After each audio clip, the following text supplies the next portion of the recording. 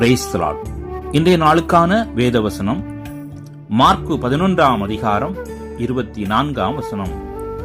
நீங்கள் ஜெபம் பண்ணும் போது எவைகளை கேட்டுக்கொள்வீர்களோ அவைகளை பெற்றுக் கொள்வோம் என்று விசுவாசிங்கள். ஆம், கிறிஸ்துவுக்குள் அன்பார்ந்த என் அன்பு தேவ பிள்ளைகளே, நாம் ஜெபிக்கும் போது தேவனிடத்தில் நாம் எதை கேட்டுக்கொள்கிறோமோ அதை தர நமக்கு வல்லவராயிருக்கிறார். எந்த ஒரு காரியத்தை குறித்தும் நாம் ஜெபிக்கும் போது நெடு நாட்களாய் நாம் ஜெபித்துக் கொண்டிருக்கலாம். நாம் விசுவாசிக்க வேண்டும்.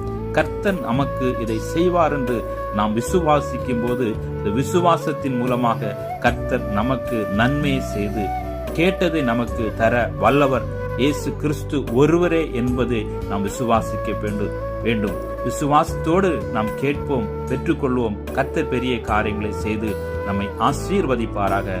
God bless you.